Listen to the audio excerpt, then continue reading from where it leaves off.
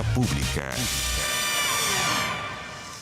¿Qué tal? ¿Cómo están ustedes? Muy buenas noches. Bienvenidos a Vía Pública. Con 19 votos a favor, 5 en contra y 9 abstenciones, el Senado aprobó en general el proyecto que propone un reajuste del salario mínimo en 500.000 pesos. Con esto, la iniciativa vuelve a la Cámara a tercer trámite para justamente dar fin a un proyecto que es uno de los más sentidos por el gobierno, incluso una de las promesas originales del gobierno, que es llegar a los 500.000 pesos. Esto de manera progresiva. El proyecto de ley, además, aumenta el universo de beneficiarios de la asignación familiar y maternal, extiende el ingreso mínimo garantizado y el subsidio temporal a las micro, pequeñas y medianas empresas. Esto para no subirles, porque muchas de ellas, si es que les suben el salario mínimo, o sea, el piso, habrá algunas micro o pequeñas empresitas que a veces uno cree que son empresas con chimenea muy grandes que pueden siempre pagar. De hecho, en esas prácticamente empleados propios con salario mínimo no hay. Más bien puede ser de un tercerizado o puede ser de una pyme, puede ser de un taller de bicicleta, que es una empresa chiquitita. Y hay veces que si no puede pagar el sueldo mínimo se puede perder el empleo. Entonces por eso es que se busca esta solución de subsidiar a la empresa, a algunas empresas que no puedan aumentar el salario mínimo, que no puedan echarse encima ese costo adicional. Y es parte de los matices de una ley que tiene un titular, pero que hay que leer también las bajadas. Los 19 votos de aprobación vinieron del oficialismo, además de la Democracia Cristiana, y los independientes Matías Walker y Fabiola Campillay. Vamos a la mesa de conversación.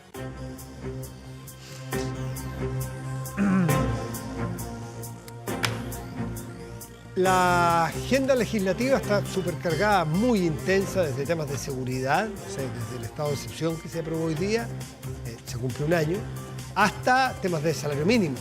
Es decir, la amplitud temática es enorme. Una de ellas, uno de los temas que se ha aprobado, y esto ya en el trámite final en la Cámara de Diputados, es un tema que usted seguramente ha escuchado hablar también hace un buen rato, que es el royalty minero, que es un impuesto especial a la minería. ¿Y por qué es un impuesto especial? Porque la minería privada lo que hace es explotar un recurso natural, no renovable, de todos los chilenos, que lo explota una empresa privada. Es distinto a la empresa que puede hacer que yo ponga un taller de, no sé, fabrico pasta, espagueti. Y eso no es un recurso natural, ni es un recurso de todos los chilenos, sino que yo compré una máquina y hay un impuesto por la ganancia. Es distinto, por eso el royalty tiene esta particularidad y este trato especial. Gael Joeman, ¿cómo le va? Muy buenas noches, es diputada de Convergencia Social, pero presidenta de la Comisión de Hacienda de la Cámara. Buenas noches y bienvenida a este programa. Muchas gracias por la invitación, Matías. Esto fue bueno, como son las leyes buenas, pues discutidas, debatidas, negociadas, con matices. ¿Cómo queda el titular del royalty? ¿Cuál es la bajada fundamental que la gente nosotros tenemos que entender como ciudadanos? Mira, en la imagen, de hecho, creo que también lo explicita.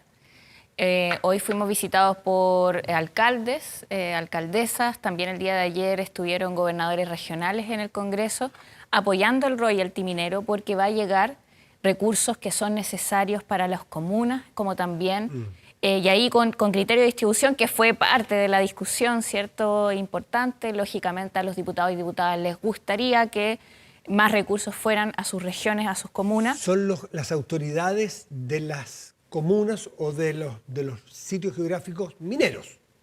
Donde hay explotación minera. Una parte de los fondos va a ir a eso. Claro, va a haber se acrecenta que los recursos vayan en una parte más importante a las zonas mineras. Así es, porque se entiende que hay un impacto en el fondo. Claro. En el fondo, y eso es lo que tiene que ir a responder este royalty. No a la minería. Exacto. Para nada. Genera consecuencias medioambientales a futuro. Y también eso debe ser parte de lo que, por lo menos debe ser resarcido de alguna manera. Y eso es el fondo de este proyecto, pero también hay desequilibrio, y lo sabemos, entre las comunas, los recursos que se manejan. Es distinto, ¿cierto? En el caso de la Municipalidad de Las Condes, que nos decía hoy día la alcaldesa de Los Espejos, ¿cierto? Que tiene aproximadamente 1.130.000 pesos per cápita, por persona, tiene el municipio para poder manejar en base a las necesidades que tiene la población.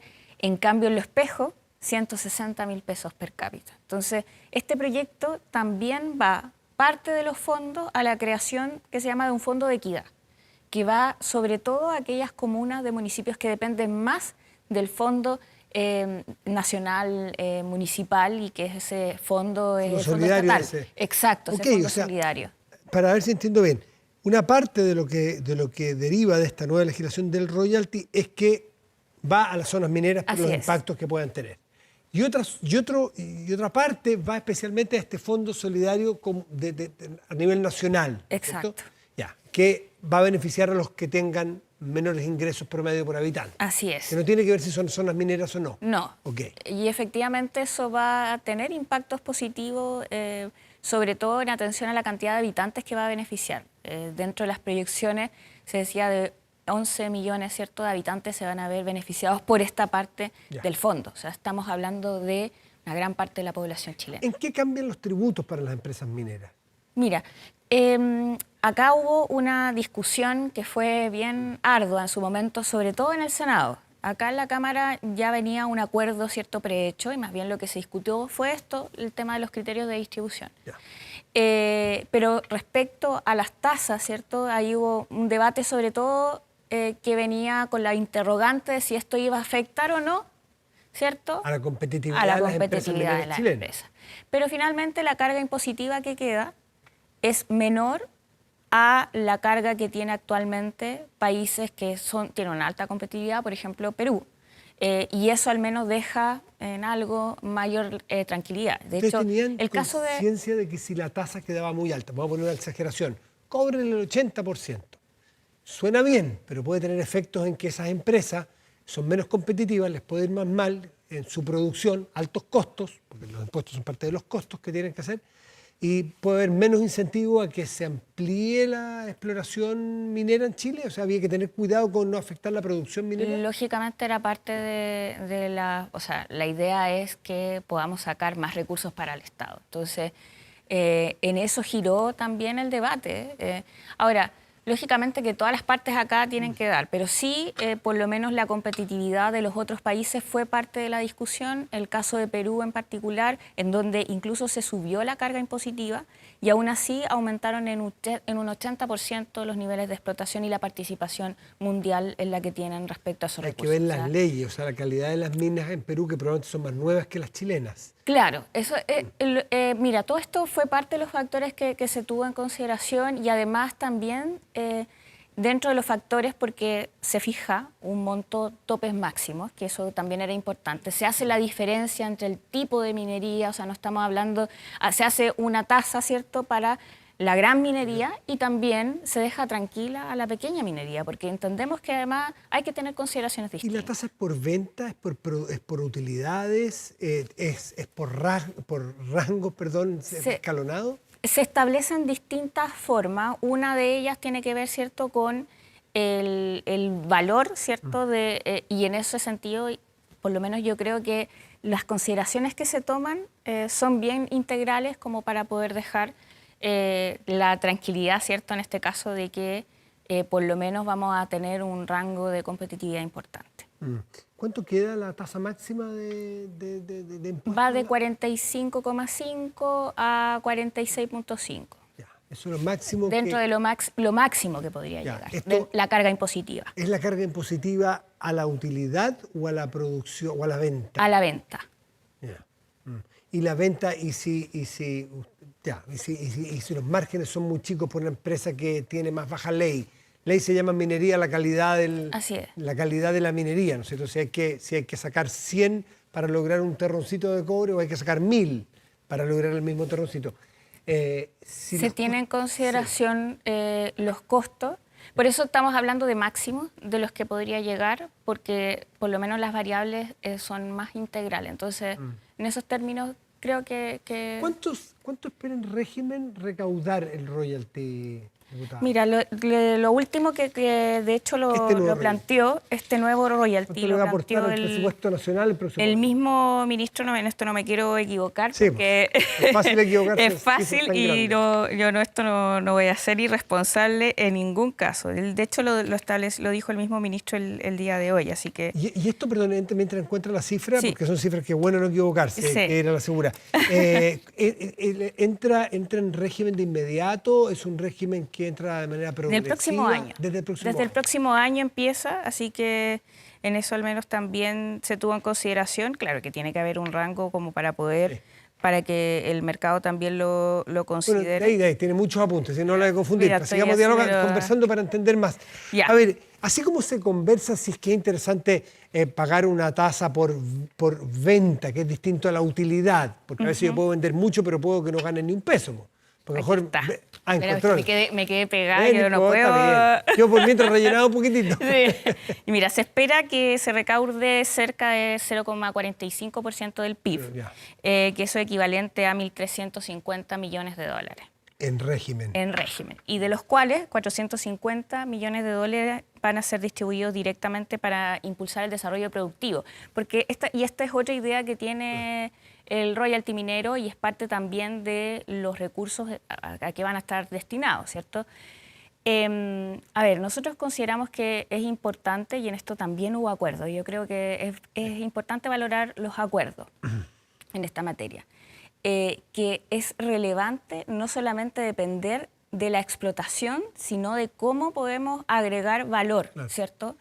Y hay recursos para invertir en eso. Para invertir en el desarrollo de tecnología. Una porción importante, algo así como 40%, así a grosso modo, ¿no? Sí, 450 millones, claro. Claro. O sea, ¿y eso qué lo va a administrar? Y eso va adentro. Mira, a ver, todo esto está... a ver, hay un protocolo que también se firmó, de acuerdo. Esto es parte, de hecho, de ese protocolo de acuerdo que se generó en el Senado para poder construir el entendimiento en que incorporar las distintas visiones. Y esto fue un punto importante también que se planteó en esos términos. Entonces, esto tiene que ser desarrollado también en este caso, desde el Ministerio de Hacienda, ¿Y qué porcentaje va a las regiones mineras? Mira, es una parte relevante porque yo me quedo dando vuelta a algo que usted dijo al principio. Y es verdad, la minería no es inocua, tiene impactos medioambientales, tiene impactos negativos, pero también tiene un montón de externalidades positivas. Entiendo que Antofagasta, por ejemplo, es la región que tiene un producto per cápita parecido a Gran Bretaña, que es $40.000 per cápita, por ejemplo. O sea, una cosa totalmente fuera del promedio del resto de Chile. Entonces, también tiene externalidades súper positivas en el promedio de ingresos de las personas de las zonas mineras. Hay más trabajo mejor remunerado. ¿No se compensan los efectos positivos y negativos ahí? A ver, solo por el trabajo creo que no se compensa, en el sentido de que los efectos son también a largo plazo para la zona. Y por eso que, a ver, tener más recursos, también a propósito de los impactos negativos que se generan, era un asunto relevante para poder tomar medidas por parte de las regiones. En el caso de los gobernadores regionales, por ejemplo, cuando nos plantearon este punto el día de ayer, nos pidieron una reunión a la Comisión de Hacienda para poder también acceder a avanzar en esta temática. Y hacían la relación, porque de hecho quedó dentro del protocolo de acuerdo, con el proyecto de ley que se ingresó el día martes de fortalecimiento a las regiones.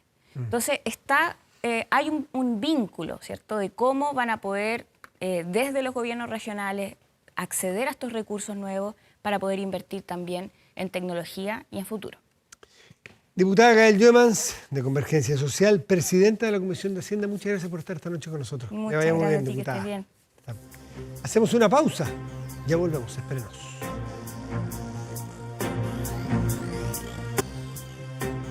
Protéjase de la delincuencia con TPY. Vigilancia en tiempo real de cámaras de seguridad con audio disuasivo para su empresa. Alarmas TPY con cámaras conectadas a su smartphone y botón de emergencia móvil para su hogar. No sea usted la próxima víctima y contrátelos en tpy.cl.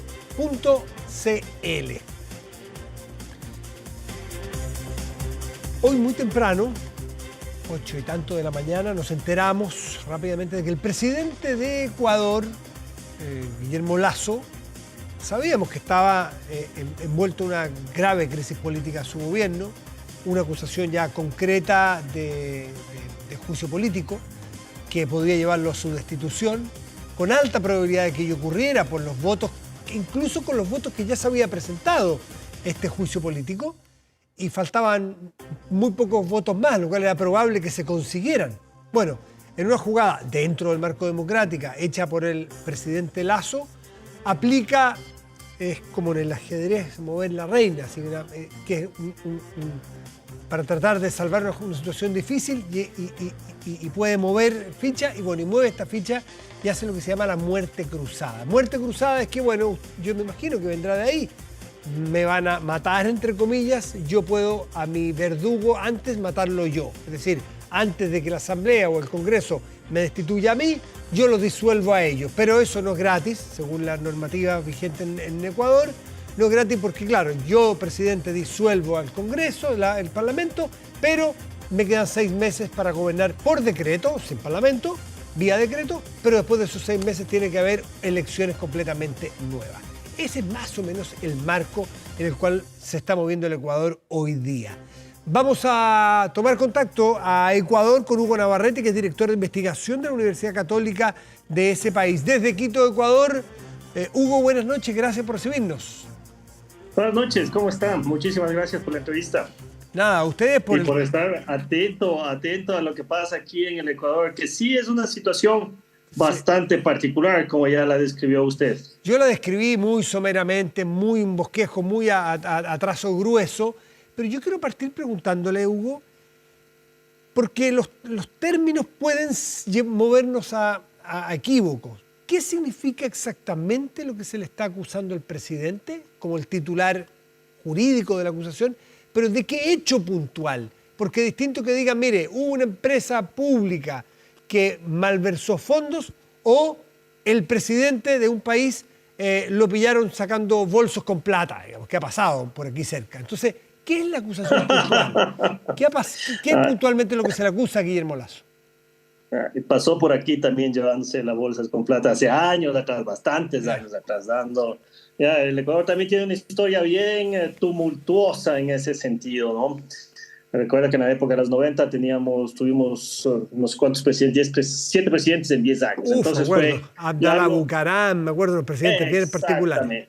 Pero ¿de qué se le acusa a Lasso? Entonces, en este caso lo que se le está acusando, llamemos así, es de haber permitido un peculado.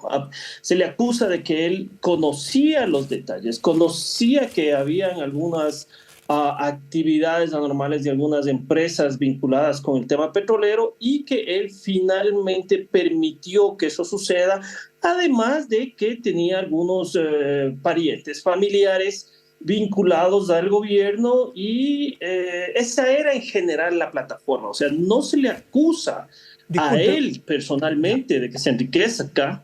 Hugo, déjeme contrapreguntarle. Se le acusa, todavía no se prueba, se le acusa de que él conocía de que hubo algunos manejos irregulares que se tendrán que investigar en algunas empresas públicas y que él no habría hecho nada.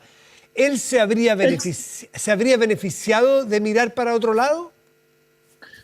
De eso tampoco hay ninguna prueba, y en mi opinión personal en ese sentido, y en general escuchando todas las intervenciones de los asambleístas, no están ni siquiera insinuando ese tipo de beneficio. Básicamente lo que están diciendo es, ha permitido que otros se beneficien, haciéndose el de la vista gorda, o que si sabía que había algunos procesos irregulares, simplemente no hizo nada. Pero ¿con qué motivación? Si yo hago la vista gorda, nos hacemos los suecos como decimos en Chile, me hago el sueco para que otro robe, es porque yo quiero que él se beneficie, porque algún beneficio voy a tener yo. De lo contrario, sobre todo siendo un presidente, voy a poner la alarma y voy a hacer cumplir la ley. Entonces, ¿por qué alguien podría tener la motivación de hacerse el leso? Eso es un punto interesante. Yo creo que, y eso ha pasado varias veces aquí en el país, en que los gobernantes no quieren aceptar que dentro de su círculo cercano hay gente corrupta, independientemente de que ellos se beneficien o no. Entonces, claro, mucho tiempo se hablaba aquí de que no, aquí en mi gobierno no hay corrupción. Y eso es lo que dicen todos. Y a pesar de que hay pruebas fehacientes, o podría haber pruebas fehacientes en varios casos, no solamente a nivel de gobierno central, sino que eso desdice de su gestión. Entonces es más fácil decir que los otros mienten o que los otros no tienen pruebas, y de esa manera uno queda relativamente limpio, de no haber puesto a un ministro, a un subsecretario, a un funcionario que terminó, llamémoslo así, traicionándolo. Entonces, desde la parte psicológica yo creo que se podría explicar de esa manera. Pero no cabe duda de que finalmente algunos de estos implicados han salido del país, han tenido, no se ha demostrado nada todavía, por eso todos son presuntos, llamémoslo así, infractores. No hay ninguna demostración, y el juicio como tal efectivamente es un juicio político. Un juicio en el que se le cuestiona su actuar político de no haber tomado decisiones. Pero ahí es donde, desde mi perspectiva, la Asamblea se queda corta, ¿no? Todas las acusaciones de la Asamblea se quedan cortas porque la mayoría son enunciados de acusación y no hay pruebas. Por eso es que no se llevan a un juicio ya de carácter penal, ¿no es cierto?, sino se queda en el juicio político. Ya había entendido, se queda corta, quizás aquí lo entendemos al revés, se queda corta es que tendría mucho más que acusar y acusa solo un juicio político. Usted dice, yo lo entendí al revés, entonces usted dice, no están las pruebas para ir a un juicio penal, solamente se hace un juicio político. Entonces yo tengo que preguntarle, Hugo Navarrete, si es que usted siente que hay alguna motivación meramente política para desde la oposición, porque hay discrepancias ideológicas y es la fórmula que encuentran para destituir al presidente. Ha pasado en otros países, en el caso de Dilma Rousseff en Brasil. Recuerdo que, no recuerdo el detalle de los procesos, pero la narración que usted me hace me recuerda el caso, que se le acusó también de una malversación, no de un enriquecimiento personal, ni de hacer corrupción en favor de ella misma o sus cercanos, sino más bien de malversar, o sea, de utilizar sin autorización algunos recursos orientados a usarlos en B, estoy diciéndolo bien en grueso, y terminó destituida Dilma Rousseff. ¿Tiene algo que ver aquí con una batalla más bien político-ideológica o de transparencia del país? ¿Qué busca a su juicio la oposición? Desde mi perspectiva, y tengo que decirlo, que desafortunadamente los políticos en su gran mayoría lo que están buscando es esta confrontación y no el bien mayor, que es apoyar las buenas ideas y apoyar estos proyectos que algunos son definitivamente buenos para el país, pero como hay esta contienda, porque básicamente es eso, ¿no? Y la contienda política es lógica que exista, sí, pero ya se lleva un tema de batalla, ¿no es cierto? Y ha sido una batalla campal entre el gobierno, que tampoco podemos decir que ha sido acertado, y esto yo lo hablo desde una perspectiva personal, y yo no creo que ha sido un buen gobierno. Hizo una buena política al inicio con la vacunación, que creo que ha sido el único acierto que ha tenido, y luego ha sido tumbo tras tumbo tras tumbo. Y esto le ha dado paso a la Asamblea para poder siempre estar buscando algún motivo para usar esta herramienta del juicio político, y a su vez le censuran y tiene la destitución. Es decir, es una forma bastante sui generis, por decirlo suavemente, de hacer oposición, más que la búsqueda de un bien superior que es la transparencia, la honestidad y la probidad en la política. Es una búsqueda de un camino corto, peligroso, pero un camino corto a la alternancia en el poder, que lo normal en una democracia es esperar el plazo y ganar una elección. Porque esto también se repite mucho en Latinoamérica. Intentos de golpes blancos, intentos de destituciones con acusaciones que no son del todo justificadas, justamente por una forma equívoca de ejercer la forma opositora. Efectivamente. No cabe ninguna duda que no, y como digo, yo hablo por el Ecuador en este caso, la Asamblea nunca ha tenido un alto nivel de representatividad, llamémoslo así, peor aún de aceptación. Entonces, no podemos decir que ha existido un trabajo mancomunado de legislación en pro del bienestar del país. Entonces aprovecharon y aprovechan. Y como usted sabe, hay una tendencia nuevamente a agruparse algunas fuerzas, llamémoslo así, del correísmo. Han ganado algunos alcaldes en estas últimas elecciones. Recién se posesionaron alcaldes de ciudades importantes, tanto de Quito como de Guayaquil, algunos consejos provinciales, ¿no? Que ya no sé a qué corresponden las provincias, no me acuerdo Sí, ahorita provincias. cómo se Aquí hay dice. provincias también. Ya, Sí. ya. Entonces Regiones. ha tomado fuerza en las regiones, Mm, exactamente. mm. Ha tomado bastante fuerza y de una u otra manera también estaban bastante bien representados en la asamblea. Entonces, esto más otro grupo de partidos políticos opuestos ideológicamente, a pesar de que son de derecha, entonces tienen estas rivalidades que a veces llegan a los temas personales. Entonces, claro, llegan a este punto de que, como decía un viejo político aquí en el Ecuador, que en la Asamblea, o en esa época el Congreso, todo es tan versátil que se logra tostar granizo, ¿no? Llega a tal punto que usted puede poner en la sartén el granizo y lo tuesta, porque simplemente todo es factible.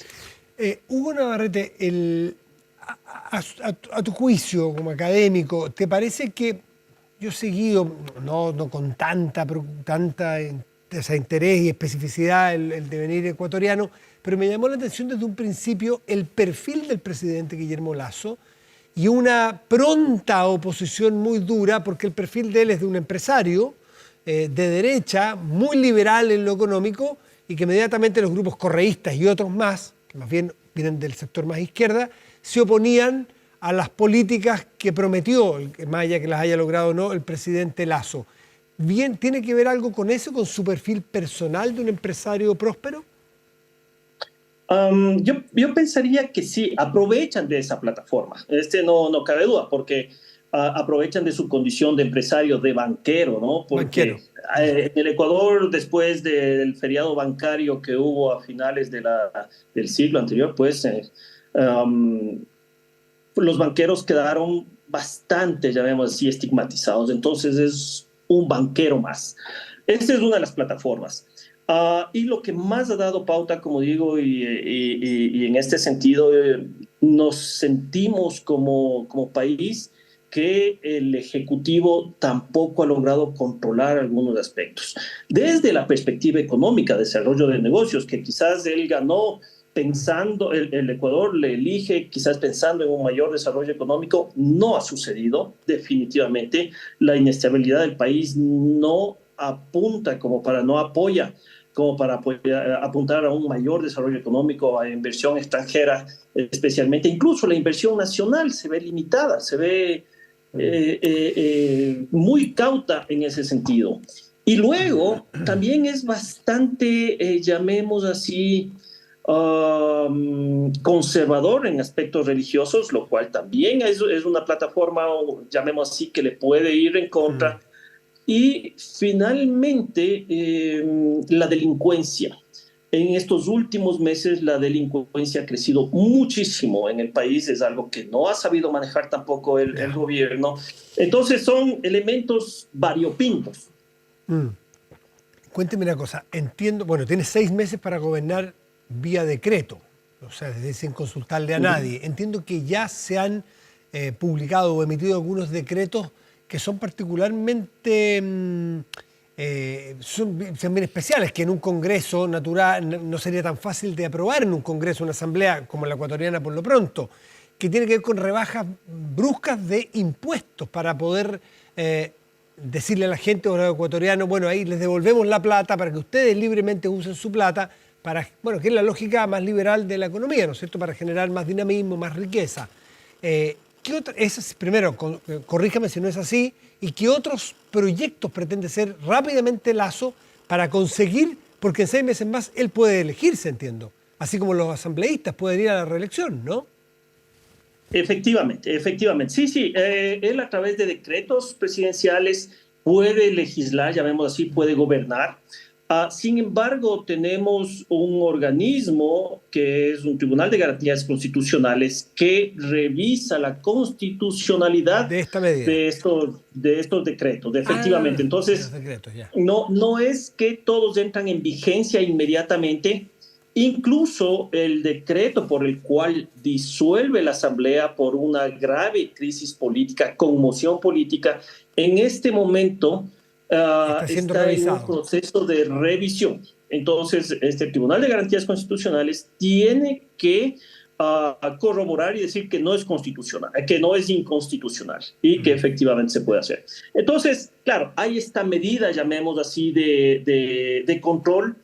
Y efectivamente, uno de el segundo decreto, si no estoy mal, es acerca de los impuestos y particularmente del impuesto a la renta para las personas que ganan, creo, la clase media, básicamente, que hace un año, y ahí me voy a incluir yo y puedo hablar con conocimiento de causa, realmente la carga impositiva fue elevada de una manera drástica, muy, muy drástica.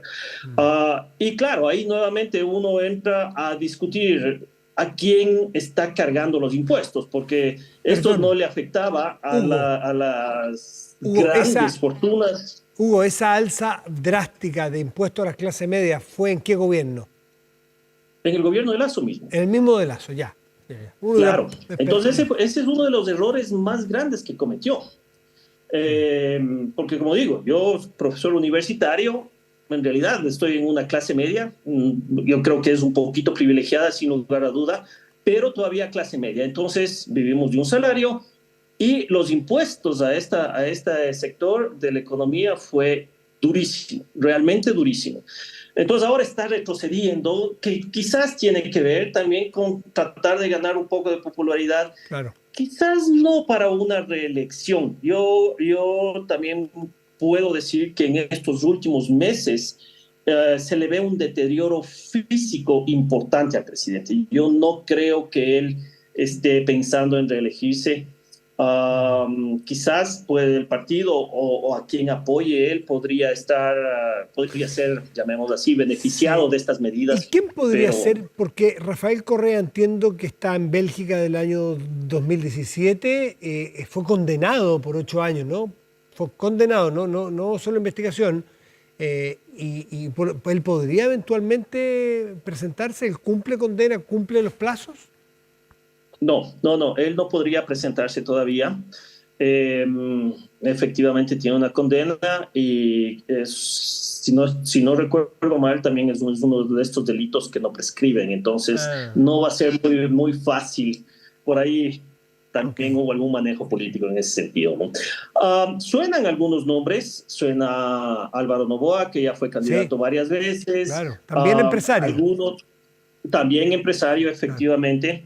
También están algunos de los que lideraban efectivamente, o uno quien lideraba la oposición frente a Correa, este señor Villavicencio. Hay varios que aparecieron básicamente de la noche a la mañana, aunque seguramente estaban listos. Yacu Pérez, que quedó segundo en estas elecciones donde Guillermo Lasso Mm, fue elegido presidente. Entonces comienzan a aparecer nombres. algunos Por, candidatos o precandidatos. Por último, Hugo Navarrete, que es director de investigación de la Universidad Católica del Ecuador. Usted me dice que esta comisión Consejo Constitucional o Tribunal Constitucional del Ecuador tiene que revisar los decretos y tiene que revisar el decreto de muerte cruzada que esta mañana presentó, porque, según lo que estuve leyendo, hay algunos asambleístas destituidos ya, disueltos, que sostienen que el presidente, en medio de un juicio político, no tendría las facultades para aplicar la muerte cruzada, que la podía hacer antes de que se presentara este juicio político. Una vez que entra al espacio del juicio político, ya esa facultad la pierde. Eso está en discusión hoy día, es decir, esto tendría como efecto, si se decreta inconstitucional, que se restituye la conformación de la Asamblea y sigue adelante el proceso de juicio político. ¿Es posible que pase eso? Es posible que pase eso si es que el Tribunal de Garantías Constitucionales efectivamente dice que este decreto es inconstitucional. Y quizás no podría irse desde la perspectiva de que en medio del juicio político no se puede tomar esta decisión, porque eso no está especificado Ya. en la Constitución. Pero lo que sí puede interpretar, ¿no es cierto?, es la validez de los argumentos en el sentido de que existe una verdadera crisis política, existe una oposición tan férrea en que no puede aplicar el plan de desarrollo nacional.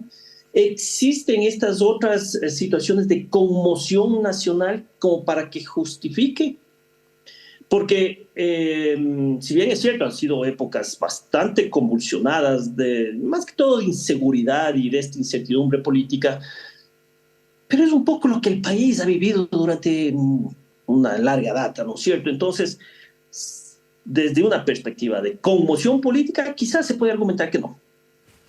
¿De que es ingobernable el país? También se puede decir eso. O sea, yo tengo mi decisión, llamémoslo, o mi opinión un poco compartida.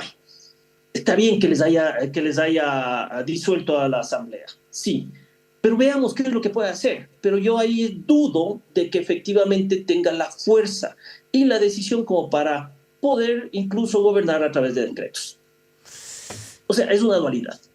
Vamos a estar atentos. Hugo Navarrete, director de investigación de la Universidad Católica de Ecuador, desde Quito. Muchísimas gracias por atendernos y explicarnos un poco más lo que habíamos visto en solamente titulares y bajadas. Muchas gracias, Hugo. Un gusto conocerte. Oh, con todo gusto. Que te vaya muy bien. Buenas noches. Gracias, que te vaya bien a ti también. Gracias. Vamos a hacer una pausa y ya volvemos. Espérenos.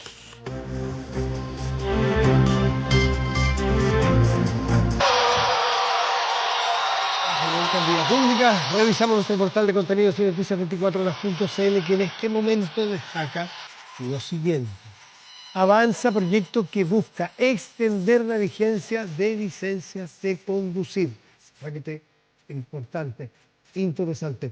Vea más detalles, a ver si es el caso suyo, o de alguien que usted conozca, en 24horas.cl. El tiempo para mañana, el tiempo de este momento, partamos con el tiempo de este momento. El termómetro de este momento en la región metropolitana marca que hay 8 grados y que el cielo está despejado. Pero la proyección, el pronóstico para mañana jueves 18 de mayo es el siguiente, aquí en la región metropolitana. Cielo parcial, 20 grados de máxima probable. El viernes, cielo parcial, 19 grados de máxima probable. ¿Y la lluvia? ¿En qué quedamos con la lluvia? Ya uno no sabe a quién creer o a quién encomendarse, porque, en fin, cielo parcial, lluvia por aquí al menos no se ve por ninguna parte. Vamos a las regiones a ver si se ve por alguna parte. Bueno, Chañaral en la región de Atacama, norte de la región de Atacama, Chañaral mañana presentará cielo parcial y una máxima probable de 17 grados. Aquí sí, pero no es mucha noticia, porque en Valdivia llueve siempre y mucho. En Valdivia mañana lluvia, 14 grados de máxima probable se espera. En la ciudad de Los Ríos, en la región de Los Ríos, pues esa es la gran ciudad de Cruces, el río Bolivia, en fin, preciosa ciudad también. ¿Y qué escuchamos de fondo? ¿A quién recordamos en este momento? A la gran Donna Summer. Hace 11 años falleció la reina de la onda disco de los años 70. Donna Summer, cantante, compositora estadounidense, comenzó su carrera musical muy temprano, muy jovencita, cuando participaba en el coro de su parroquia. Con el paso de los años obtuvo muchísimos premios. Grammy, por lo pronto, disco de oro, de platino, además de llegar a vender cerca de 100 millones de discos en todo el mundo. Realmente un fenómeno, Donna Summer. En el año 1994 obtuvo su propia estrella en el Paseo de la Fama en Hollywood. Sin embargo, pocos años después, la cantante falleció en su casa, junto al mar, a los 63 años, producto de un cáncer pulmonar. Hoy recordamos a Donna Summer con uno de sus grandes éxitos musicales, Last Dance. Con Donna Summer les tenemos vía pública de hoy. Que tengan muy buenas noches, que descansen. Gracias por venir.